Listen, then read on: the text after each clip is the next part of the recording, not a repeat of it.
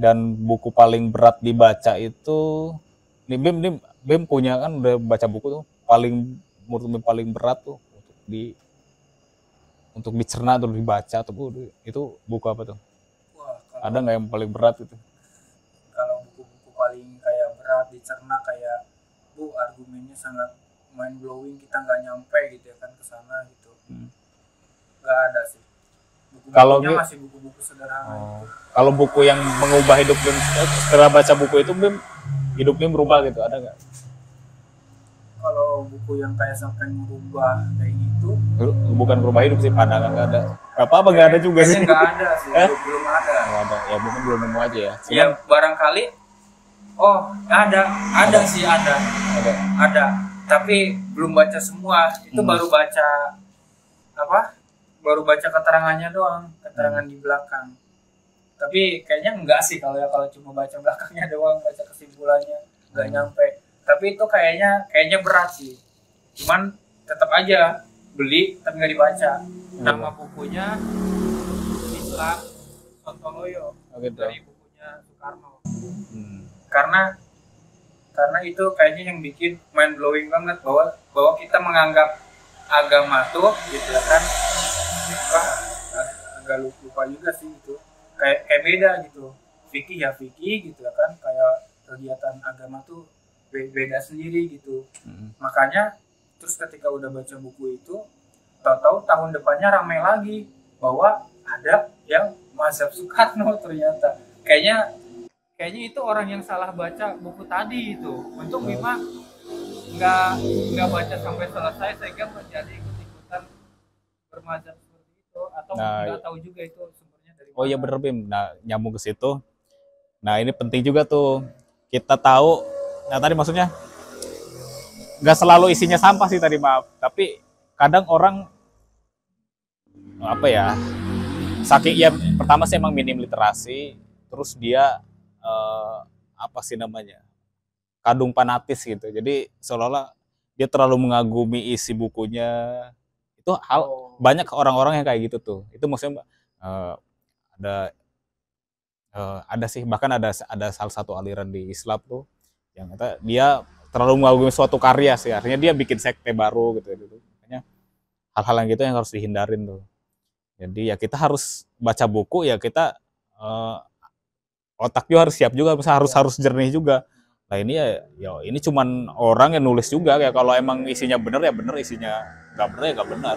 Nah, kita membahas hal lain, maksudnya pandangan lain tentang suatu buku buku membaca gitu, bahwa ya sama aja membaca buku dan apa yang kita serap maupun dari buku atau mungkin kontennya sama aja isinya, itu kalau emang benar ya benar, tapi kalau emang ya salah ya. Makanya sekarang pun Kari di fase itu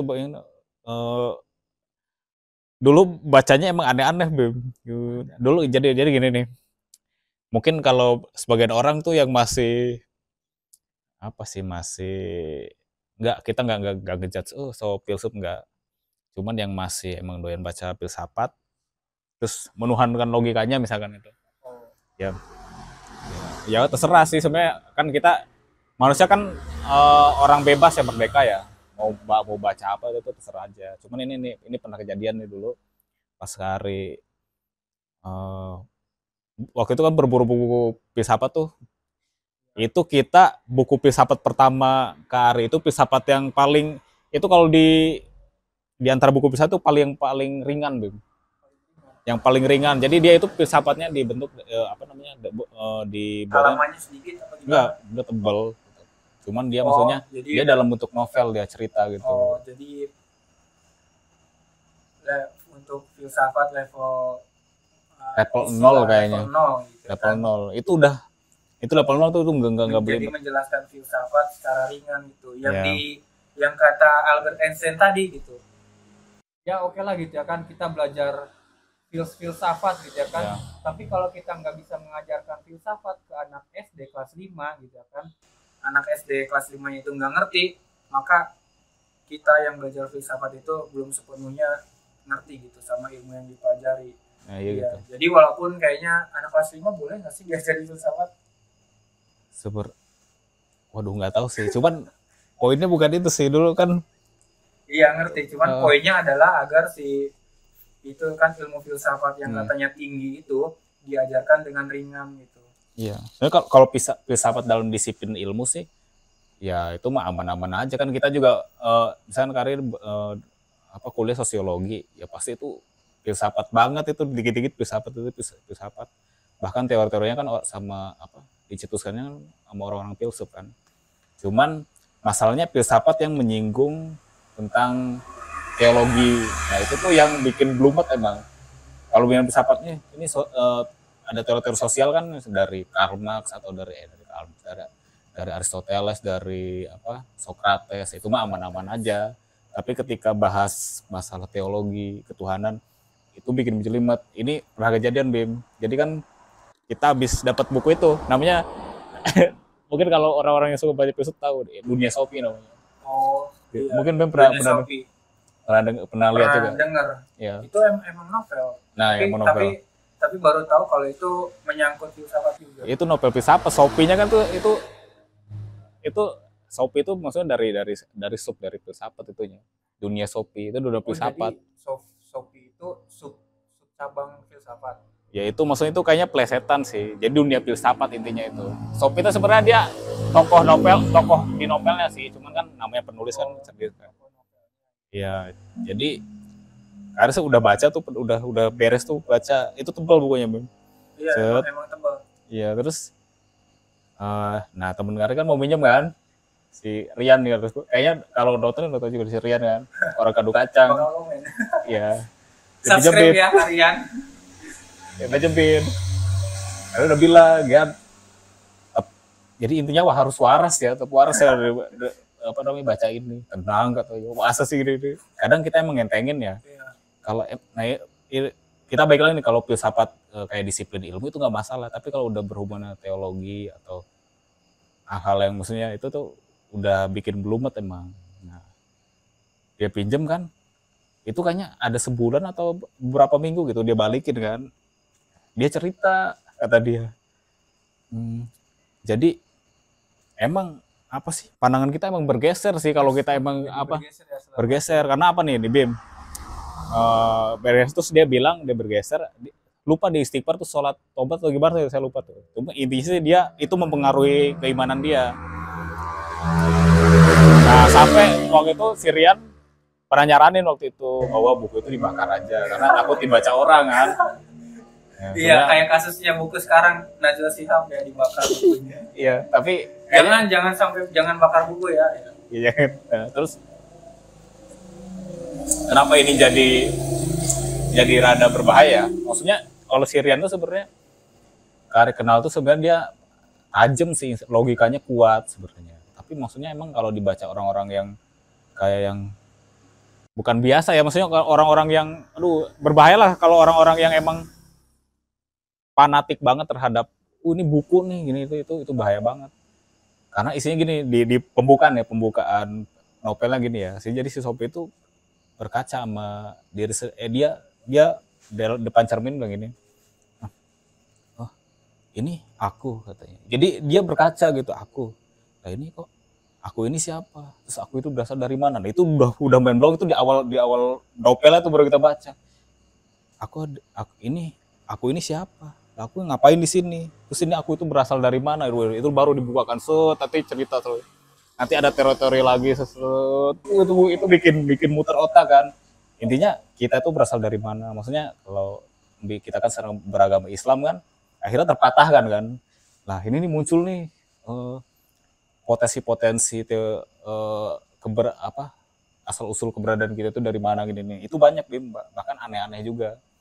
Nah, ini nanti ini nggak apa-apa agak panjang ya. Nggak apa-apa. Nanti nyangkut ke salah satu aliran. Jadi waktu itu Ari udah beres baca. Nah itu. Jadi ada salah satu teori filsuf di dunia Sophie itu, di kitab itu. Udah gini. Dia bilang sesungguhnya tetanggamu itu adalah diri kamu sendiri. Jadi apa ya namanya ya? Apa sih kalau penglihatan itu, Ben? Pandangan. Ya, jadi apa ya? Jadi intinya sebenarnya Bim sama Kari itu satu aja maksudnya. Jadi cuman fenomena fisik aja yang bikin kita seolah-olah dua hal yang berbeda. Nah itu dianut sama beberapa mazhab. Itu Ari nemuin sendiri orangnya. Mazhab Islam gitu. Mazhab Islam aliran. Dan terus dia bilang kayak gini. Itu Ari ngobrol sendiri sama orangnya. Ari teringat sama ada teori filsafat kayak gitu. Kata dia, kita tuh nggak boleh menyakiti orang lain. Ya. Sebenarnya tahu nggak? Dia itu juga sebenarnya diri kita loh. Kita itu nggak tahu bahwa dia itu sebenarnya diri kita loh. Kita sama dia itu emang agak belimut, emang kayak gitu, Bim. Filsafat teologi itu kayak gitu. Dia tetangga gitu tuh diri kita loh. Dia diri kita sendiri dan kita itu adalah Allah. Jadi itu gitu. Jadi berjelimet, Bim. Jadi kita nggak boleh ketika kita nyakitin tangga berarti kita nyakitin diri sendiri. Itu emang kita sebut aja ya, semoga aman sih. Ada supi ekstrim, sup dari supinya aja. Iya. Jadi kalau kita nyebut sufi bukan berarti kita nyebut semua secara umum ya. Gitu. Ada supi ekstrim itu emang yang nganut kepada teori-teori filsuf kayak gitu. Dan entah dari reinkarnasi juga sebenarnya bukan dari teori Hindu doang, Hindu Buddha. Sebenarnya itu ada filsuf juga yang membahas. Mungkin juga kita itu ada reinkarnasi. Jadi itulah berbahayanya kita mencerna suatu informasi dari buku gitu. Itu nggak semua kita bisa iakan sebenarnya. Apalagi mungkin kalau kita beragama ya itu jadi jadi bertabrakan gitu. Akhirnya kita berada di dalam ruang kebingungan. Nah ini juga ada satu cerita terakhir yang berhubungan dengan filsafat. Jadi guru SMA Kari tuh guru PAI ya. Dia waktu itu ngejelasin, dia kan guru PAI ya, dia belajar ilmu agama Islam kan. Dia bilang waktu kuliah dia baca buku filsafat. Nah sekali lagi itu bukan filsafat disiplin ilmu ya, ini filsafat teologi, filsafat yang mencari tahu ini tuh kita itu siapa. Gitu. Dia baca buku filsafat tuh dia sampai stop nggak percaya Tuhan ya. Dia bayangin dia kuliah tentang agama Islam. Terus dia stop, dia nggak percaya Tuhan, terus dia stop, dia nggak pernah melakukan sholat, katanya kalau nggak salah tuh 3 tahun atau berapa gitu. Mungkin sepanjang kuliah berarti itu ya. Nah akhirnya qadarullah kata dia setelah itu dia taubat dan dia minta sahadatin lagi. Nah itu maksudnya sampai separah itu pengaruh membaca gitu. Kalau logika kita nggak siap gitu. Ketika logika kita nggak siap itu emang bisa mempengaruhi banget. Jadi kalau saran Kak Aris sih kalau mau baca ya baca aja sih sebenarnya. Baca misalnya kalau tadi kan Pandeglang Buparti ya have fun aja. Iya. Kalau baca itu have fun aja, jangan terlalu fanatis. Wah enggak ini Tan Malaka bilang itu kayaknya berlebihan. Jadi ya senang-senang aja kalau emang benar. Maksud kita tuh ya kita sharing aja apa yang kita baca gitu, bukan kita mengajak mereka ikut sepemahaman dengan kita secara ekstrim gitu. Tan Malaka gitu ya kan. Nggak bisa tuh ini. Benar. Itu udah nggak asik lagi sebenarnya. Udah nggak asik lagi kayak gitu tuh. Ya makanya. Tan Malaka lah orang pertama gitu ya kan yang mengajukan nama Indonesia sebenarnya gitu. Ya mengenai teologi tadi sebetulnya kita janganlah gitu ya kan memusuhi teman kita yang tiba-tiba jadi ateis. Atau kayak guru PAI tadi bahwa sebetulnya malah kita tuh harus juga sih belajar teologi dan juga jangan memusuhi ilmu teologi yang katanya bakal misalkan kita itu karena dulu aja makanya kalau kalian suka tuh baca buku tuh yang kan dulu tuh biasanya buku populer tuh suka ada tuh di mana-mana tapi biasanya jarang dibaca. Kisah 25 Nabi dan Rasul. Itu kalau kita baca salah satu kisah Nabi Ibrahim ya, bapak Nabi kita ya kan, Nabi Ibrahim. Itu awal-awal kisahnya aja udah seperti Ines Sophie.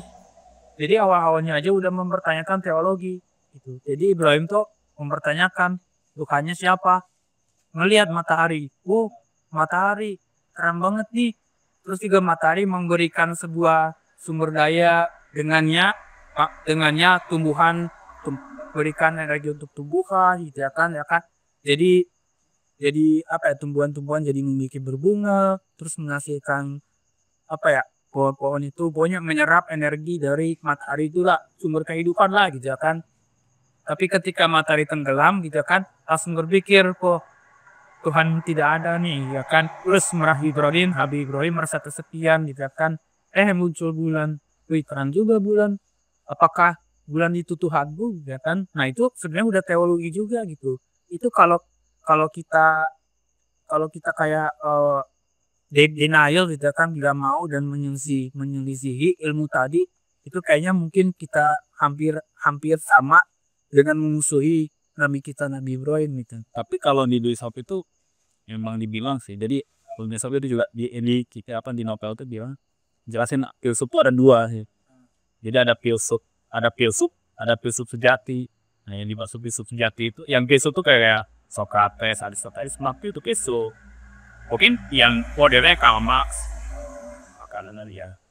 Dan filsuf sejati itu siapa sebenarnya? Di dunia sobat dijelasin. Filsuf sejati itu adalah nabi-nabi, karena nabi-nabi itu kalau filsuf biasanya kayak Socrates tuh mereka masih mencari tahu tentang dunia dari mana.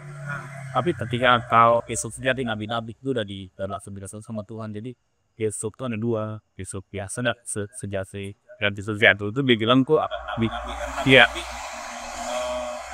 kan dikasih tahu tentang kunci ini sini, keberadaan dari asal dari mana dari itu. Bahkan apa ya, dari buku-buku yang katanya membuat pandangan kita bergeser menjadi ateis, itu sendiri udah bilang gitu kan, kita membaca buku-buku filsafat itu bukan berarti kita menjadi filsuf sejati gitu, si paling filsuf lah gitu, atau kata genjet sebutnya kan, si paling filsuf gitu, nggak juga gitu. Bahwa ternyata yang memberitahu kita tentang filsuf tadi dari buku Sophie sendiri udah bilang filsuf sejati itu siapa, itu para nabi-nabi. Sementara kalau filsuf biasa ya justru orang yang tertinggi aja yang kita agung-agungkan, si Socrates itu nyatanya masih sekadar filsuf biasa. Tapi ingat lagi ya, maksudnya kalau mau baca kalau mau emang gue mau baca buku besar ini sih jangan norai. Jadi orangnya orang gimana tuh? Ya ini itu jangan fanatisme. Bilang karena kan filsafat itu kan banyak. Jadi itu ada bergaul seperti ini. Nanti ini kan sama muridnya, misalnya sama Paul atau seperti itu dipatah juga. Jadi nanti kalian tuh bingungan malah. Jadi intinya itu dalam filsafat itu sebenarnya nggak ada yang pasti sebenarnya. Itu mencari terus, bahkan sama sekarang mencari terus. Jadi jangan orang nih kan ada misalnya begini nih, ada satu teori filsafat buat sebenarnya kehidupan ini itu nggak ada, ini cuma mimpi. Kita tuh nunggu terbangun aja. Emang mau terjebak dalam pikiran kayak gitu. Dan coba kalau ada orang nih baca nih, saya tuh cuma mimpi, terus dia berlaku sesukanya aja di dunia. Jadi dia kayak langsung menyerap ilmu itu secara literal. Maksudnya itu maksudnya jadi jangan pak. Jadi ya itulah sih, kembali otaknya tuh harus. Ya, atau kalau yang wibu rasanya tuh. Atau kalau yang wibu maksudnya kalian kenal Mugen Tsukuyomi gitu. Atau kalau kalian ini trader crypto, ini tuh dunia matrix gitu ya kan. Iya. Ya,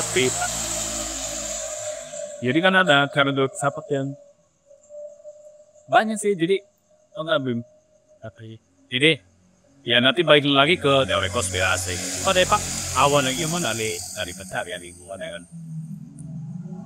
Gimana definisinya?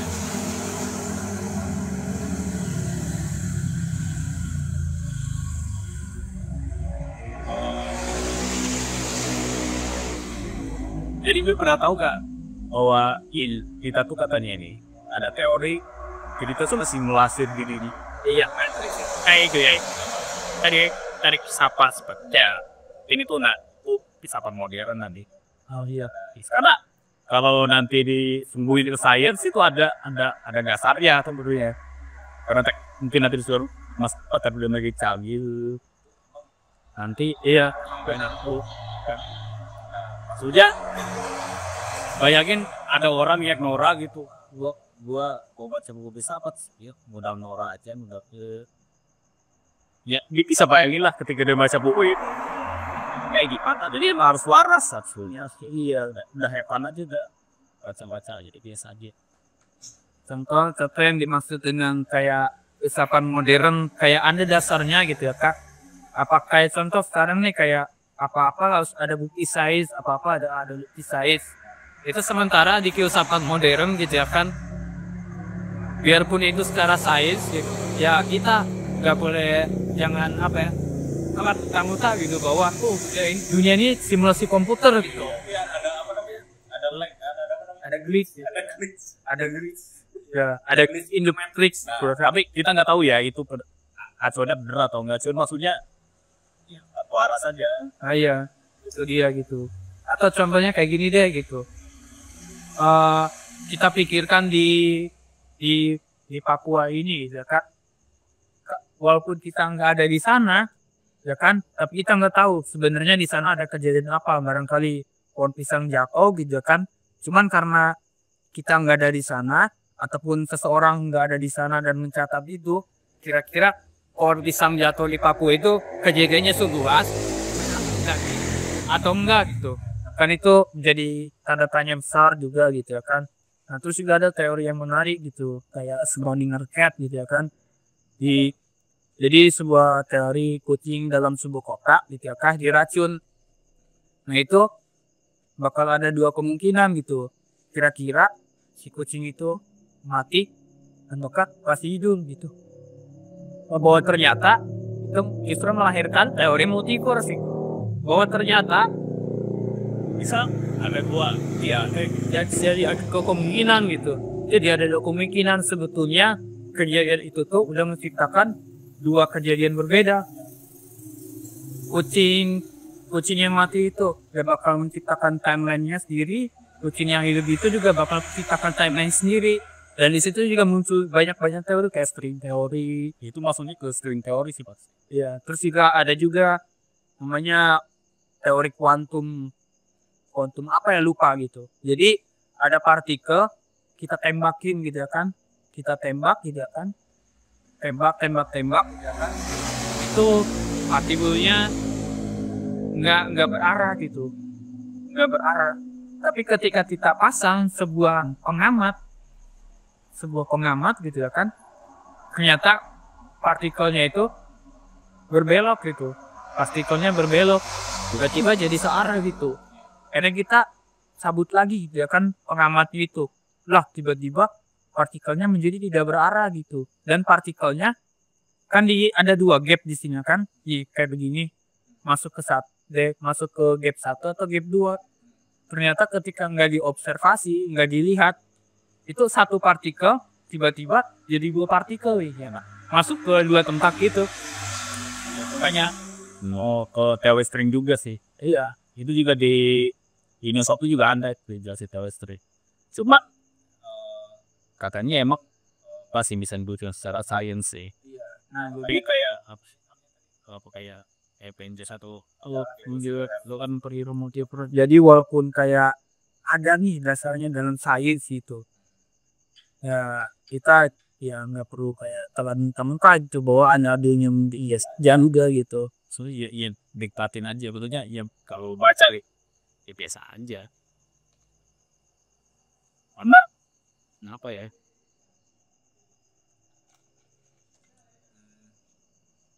Gimana ya? Konsekuensinya emang gede juga kalau buat seseorang terhadap mas.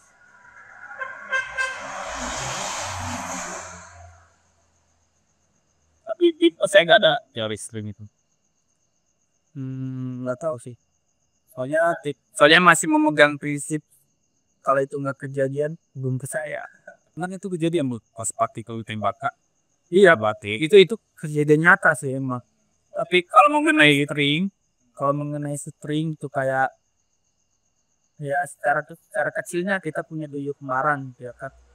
Itu masih terdengar mustahil gitu ya kan. Kayak string teori bahwa ternyata kayaknya 501 itu kehidupannya konglomerat gitu ya kan dan lain-lain gitu. Itu masih kurang begitu percaya gitu. Karena ya ada buktinya Iya. gitu. Makanya buktiin dulu dong. Iya. Buktiin dulu kok. Mana Diri gue yang lain gitu, yang inkorporat gitu kan. Ya, yang beneran gitu ya kan. Kayak kumpul kan di Facebook pernah ada tuh kejadian tuh. Jadi ada seseorang yang namanya sama, lupa namanya siapa.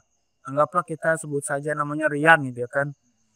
Ada Muhammad Rian, ada Ciben, ada Muhammad Ciben, ada Cao Ciben gitu ya kan, dikumpulin sebuah grup gitu ya kan.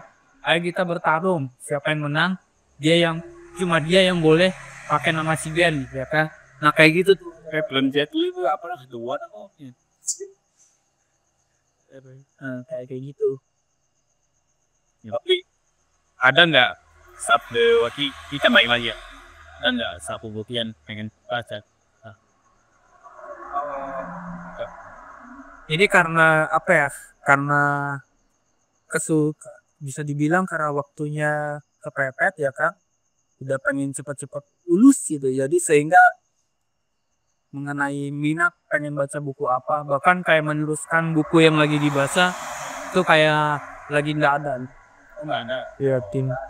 Mungkin nanti ketika emang udah beres gitu ya gitu, baru antar minat lagi ke baca buku gitu. Tapi kalau novel enggak, belum pernah baca. Nggak minat apa emang? Belum minat. Belum minat ya. Iya. Novel, komik, manga itu belum minat. Komik juga nggak baca. Baca tapi nggak seminat itu. Baca juga kayak punya Ayoga gitu, ada komiknya. Iya baca gitu. Sempat ada yang menarik nih waktu itu ngeliat Ayoga baca buku gitu. Kan baca komik ya kan. Baca komik, tiba-tiba lihat halamannya dibalik lagi. Lah, kok Ayoga cuma itu doang, cuma balik-balikin buku doang kan membaca. Langsung kata mama tuh, oh itu namanya Ayoga baca bukunya dalam hati gitu. Terus ada fun fact juga, gue baca bukunya ini ngecap dulu. Emang ada orang yang dalam hati, ada yang emang iya nerap. Emang ada fun fact, ternyata banyak manusia yang nggak bisa baca dalam hati. Ada surveinya, ada banyak banget. Itu mind blowing. Gimana dalam hati? Oh enggak. Kebetulan banget Bim dianugerahkan kemampuan membaca dalam hati itu. Iya, jadi ada Buat sana. di luar sana. Mau apa? Jadi sini bahkan energi. Iya gitu. Jadi bahkan ya, jangankan dia baca buku, dia berpikir misalkan besok mau ngapain, ya kayak gini, besok mau ngapain ya di belanja ini. Jadi nggak bisa berpikir kayak di dalam itu. Ya ngerti. Kan kalau gitu kan bisa ngobrol tuh sama diri kita sendiri. Iya dia enggak. Itu berarti dia enggak gitu. Sekian lebah gitu. Iya, Masa sih? Jadi foto di jalan nih. Iya jalan. Ada. Maksudnya ada kejadian. Ya dia mau dulu. Wah anjir kecelakaan gitu. Kayak wah lampu merah gitu ya kan. Wah lama gitu. Terus juga kan ada juga orang kayak emang orang tuh ya kalau ngomong langsung ceplos ya kan. Itu kayaknya salah satu orang yang nggak bisa baca doa. Yang enggak ada yang ngerti. Ya emang ada orang yang spesifik, orang mikir nggak sih. Jadi kayak gue make kedua kali gitu. Jadi mungkin bagi kita yang mampu aneh gitu ya kan. Pernah nggak sih lu mikir dulu gitu sebelum ngomong? Lah dia kayaknya apa itu gitu kan? Itu sebuah skill set yang berharga lah bagi kita.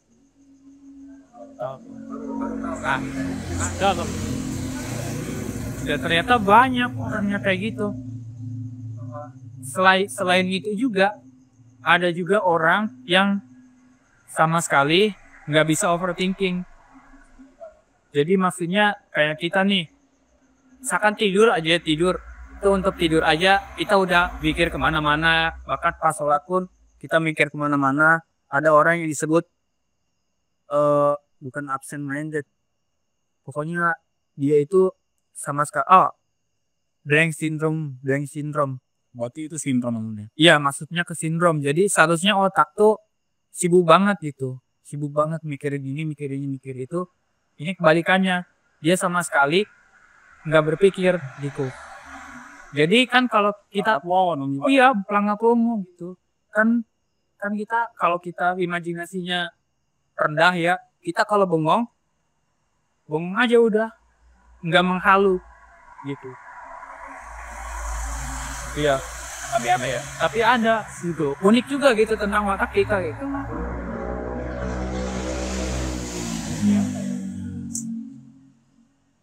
Kayaknya ada sih gitu. Berarti ini nggak bisa apa yang ngebayangin iya, ngebayangin gitu. Bahkan kayak mikir kata-kata itu benar-benar blank gitu. Bahkan kayak dia tahu bengong aja. Udah jam 8 tuh. Lah, apa tadi jam tuh? Oh, tadi jam 1 siang gitu ya. Itu ada blank mind syndrome nih. Ini nih.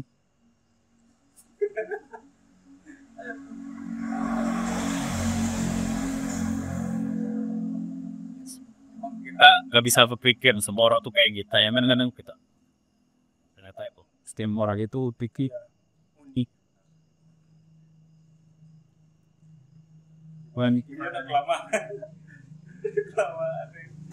Oke, itu dia udah kemana-mana juga ya. gitu. Oh ya, diingatkan lagi bagi kalian ya yang tertarik juga ya kan mau ikut baca-baca, mau ikut sharing, bisa datang ke Pandeglang Book Party di alun-alun tiap weekend, entah itu Sabtu atau Minggu, karena belum ada jadwal pasti. Dipantengin aja tuh IG-nya gitu. Terus juga kalau misalkan kita mau memulai ya untuk baca-baca buku, setidaknya baca yang ringan-ringan dulu. Kalau ingin memulai baca novel, mungkin bisa dicoba-coba dulu baca cepet gitu kan. Jangan langsung ke novel yang berat seperti novel apa? Dulunya Sobi, ya itu. Terus juga novel-novel lain kayak Cantik Itu Luka gitu yang katanya itu berat banget ya kan untuk cewek gitu ya kan. Terus juga Kucumbu Tubuh Indahku yang katanya LGBT gitu ya. Sama ini Seperti Rindu. Seperti Rindu, Dendam Harus Dibalas. Nah itu jangan masuk ke pembahasan novel-novel yang berat. Mulailah dari yang ringan dulu. Seperti apa? Seperti si Kancil Anak Nakal. Atau enggak Kelinci dan Kura-Kura Balapan gitu ya kan. Kalau film sebenarnya ya. Setidaknya mulai dari situ aja dulu untuk memperbaiki attention span kita itu yang udah kebanyakan video-video short ya. Nah iya bener itu ngaruh tau. Itu kita susah kan baca kan butuh focusing lama ya. Ya itu karena tutup tuh. Ya lama. Oke, ya terima kasih buat yang nonton bahkan sampai detik ini. Sampai jumpa di playlist Omong Kosong berikutnya. Terima kasih. Sampai jumpa di playlist Omong Kosong berikutnya.